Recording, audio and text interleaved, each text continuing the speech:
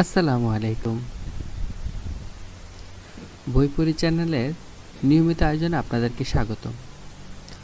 আমাদের আজকের পর্বে থাকছে অরক্ষিত স্বাধীনতায় পরাধীনতা থেকে স্বাধীনতা, মুক্তিযুদ্ধ বিরোধী শক্তি ও ইসলাম অধ্যায়টি। শুরু করছি। আওয়ামী লীগের ৬ দফা ভিত্তিক স্বায়ত্তশাসনের দাবির অন্তরালেই স্বাধীনতা আন্দোলনের বীজ লুকায়িত থাকলেও ৬ দফার প্রণেতারা এবং আওয়ামী লীগ নেতৃত্ব এক জিনিস নয়। ৬ দফার অভ্যন্তরে স্বাধীনতা আন্দোলনের সুর ছিল নেহায়েতই প্রচ্ছন্ন এবং আন্দোলনের ধাপে ধাপে সে লক্ষ্য অর্জিত হওয়ার পরিকল্পনা হয়তোবা ছিল। তবে আওয়ামী লীগের ৬ দফাকে আওয়ামী লীগ নেতৃত্ব কখনো স্বাধীনতার আন্দোলন হিসেবে সচেতনভাবে মনে করেনি।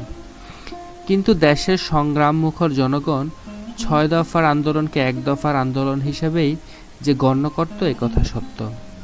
জনগণের কাছে স্বায়ত্তশাসনের দাবিটি স্বাধীন পূর্ব পাকিস্তান প্রতিষ্ঠা করার দাবি হিসাবে বিবেচিত হয়েছে।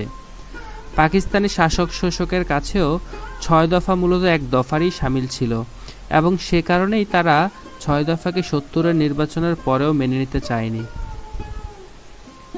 এটা কিন্তু শাসক গোষ্ঠীর নিছক অনীহাই ছিল না, এটাই ছিল তাদের চূড়ান্ত সিদ্ধান্ত, যার সুস্পষ্ট বহিঃপ্রকাশ ঘটে ৭০-এর সেই ভয়াল ২৫শে মার্চ রাতে। মরহুম জননেতা জনাব আব্দুল হামিদ খান ভাসানী পাকিস্তানি শাসক গোষ্ঠীর ষড়যন্ত্র আগেভাগে উপলব্ধি করতে সক্ষম হয়েছিলেন বলেই ১ মার্চ তারিখেই তার পল্টন ময়দানের জনসভায় জনগণের কাছে এক দফা ঘোষণা করেছিলেন। সেই জনসভায় বীর বাঙালি অস্ত্র ধর, বাংলাদেশ স্বাধীন কর এই স্লোগানটি প্রাধান্য লাভ করেছিল। তাই পূর্ব পাকিস্তানকে পশ্চিম পাকিস্তানি পুঁজিবাদী শোষণ থেকে মুক্ত করে বাংলাদেশ হিসাবে একটি স্বাধীন রাষ্ট্র গড়ে তোলার স্বপ্ন সচেতন বাঙালিদের মধ্যে অবশ্যই বিরাজ করছিল। তবে সেই স্বাধীন বাংলাদেশের রূপরেখা কী হবে সে সম্পর্কে সুস্পষ্ট ধ্যান ধারণা তাদের মধ্যে ছিল না। জনাব সিরাজুল আলম খানের নেতৃত্বে পরিচালিত বাংলাদেশ ছাত্রলীগের সচেতন ক্ষুদ্র একটি অংশবিশেষ বামপন্থী সংগঠনসমূহের চিন্তা চেতনায় পূর্ব পাকিস্তানকে একটি স্বাধীন সমাজতান্ত্রিক বাংলাদেশ হিসেবে প্রতিষ্ঠা করার লক্ষ্যে স্থির ছিল, সে কথা আমি পূর্বেই উল্লেখ করেছি।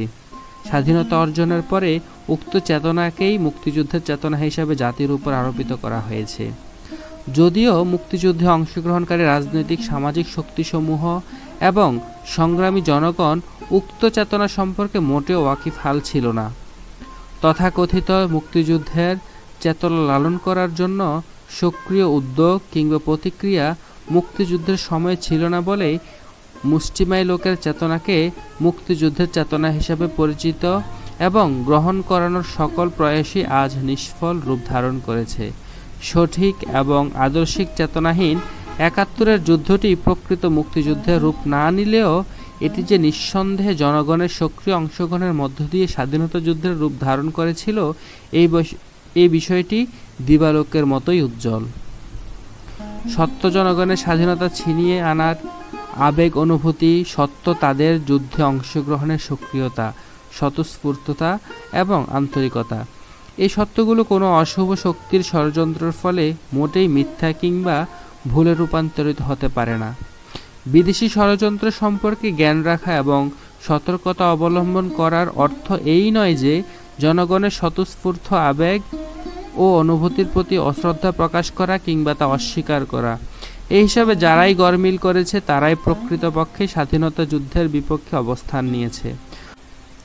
তবে তাদের এই ভুলের অর্থ বোধহয় এই দাঁড়ায় না যে তারা বাঙালি জনগণের সার্বিক স্বার্থের বিরুদ্ধে ছিল। তারা বাংলাদেশের জনগণের জন্য স্বাধীনতা চেয়েছে কোনো বিদেশি শক্তির হস্তক্ষেপ ব্যতীতই।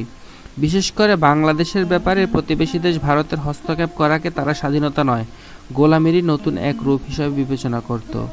স্বাধীনতা যুদ্ধবিরোধী বলে যারা পরিচিত তারা সকলেই কমবেশি ভারত বিরোধী হিসাবে অধিক পরিচিত। এদের ভারত বিদ্বেষী মনোভাব কোনো নতুন উপাদান নয়।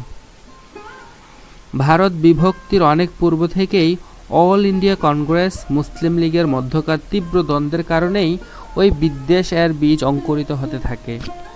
ইতিহাসের দীর্ঘ জটিল পথ বেয়ে বেয়ে বিদ্বেষের অঙ্কুর মহীরূপে পরিণত হয়েছে এবং আজ কংগ্রেস এবং মুসলিম লীগের মধ্যে সংঘর্ষের আনুষ্ঠানিক কোনো মহড়া না চললেও উপরিউক্ত দল দুটির সংঘর্ষের ফলে জন্ম নেয়া ভারত এবং পাকিস্তানের মধ্যে তা তীব্রভাবেই বিরাজমান। বাংলাদেশের মুক্তিযুদ্ধে সেই বিদ্বেষেরই একটি নতুন বিস্ফোরণ, একটি নব সংস্করণ। বাংলাদেশের মুক্তিযুদ্ধে শুরু থেকে ভারতীয় হস্তক্ষেপ বিদ্যমান ছিল, এই সন্দেহে ভারত বিদ্বেষী রাজনৈতিক দলগুলো তাই মুক্তিযুদ্ধের বিপক্ষে অবস্থান নিয়েছিল। মুক্তিযুদ্ধে অংশগ্রহণকারী সাধারণ মুক্তিযোদ্ধারা মুক্তিযুদ্ধের চেতনায় উদ্বুদ্ধ না হয়েও যুদ্ধ করেছে এই লক্ষ্যে যে কোনো মূল্যে দেশ স্বাধীন করতে হবে, যে কোনো মূল্যে অর্জিত স্বাধীনতা যে নিজেদের ভোগের বাইরে চলে যেতে পারে, এই ধারণা মুক্তিযোদ্ধাদের ছিল না। প্রতিক্রিয়াশীল চক্রের সাহায্য সহযোগিতা স্বাধীনতার রূপ ও স্বাদ পাল্টে দেয়, স্বাধীনতা বিনষ্টও করে দেয়, এই সচেতনতা সাধারণ মুক্তিযোদ্ধাদের ছিল না। আওয়ামী লীগ নেতৃত্ব ও ভারতীয় চক্রের মধ্যকার ষড়যন্ত্র সাধারণ মুক্তিযোদ্ধাদের জানারও কথা ছিল না। তারা হানাদার বাহিনীকে অত্যাচার করতে দেখেছে, অত্যাচারিত হয়েছে বলেই আত্মরক্ষার্থে রুখে দাঁড়াতে গিয়ে মুক্তিযুদ্ধে সামিল হয়ে পড়েছে। তাদেরকে আওয়ামী লীগ নেতারা বুঝিয়েছেন, আগে দেশ পরে ধর্ম, দেশ রক্ষা করতে না পারলে ধর্ম রক্ষা করা যাবে না। তাই মুক্তিযোদ্ধাদের কাছে ধর্ম রক্ষা করার চেয়ে দেশ রক্ষা করার বিষয়টি প্রাধান্য লাভ করে। অপরদিকে সাধারণ জনগণও মুক্তিযুদ্ধের বিরুদ্ধে অংশগ্রহণকারীদের আসল উদ্দেশ্য জানতে সক্ষম হয়নি। তাদেরকে বোঝানো হয়েছে মুক্তিযুদ্ধের নাম করে ভারতই প্রকৃতপক্ষে বাংলাদেশকে দখল করে নিতে চায়। মুক্তিযুদ্ধ ভারতেরই একটি গভীর ষড়যন্ত্র মাত্র।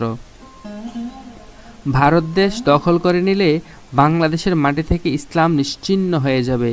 ধর্মই যদি না থাকে তাহলে দেশ দিয়ে কি হবে?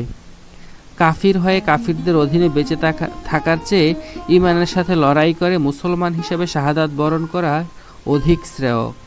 সুতরাং মুক্তিযুদ্ধের বিরুদ্ধে রাজাকার, আলবদর এবং আশ-শামস হিসেবে অংশগ্রহণকারী সাধারণ যোদ্ধারা দেশ স্বাধীন করার তুলনায় ধর্ম রক্ষা করার বিষয়টিকে প্রাধান্য দিয়েছে।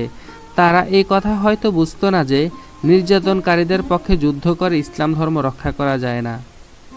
পুঁজিবাদী পাকিস্তানকে টিকিয়ে রেখে প্রগতি, শান্তি ও সাম্যের ধর্ম ইসলামকে টিকিয়ে রাখা যাবে না। পুঁজিবাদের অধীনে পাকিস্তান টিকে গেলেও পুঁজিবাদের বাষ্পে ইসলাম বিকৃত ও পঙ্গু রূপ ধারণ করবে।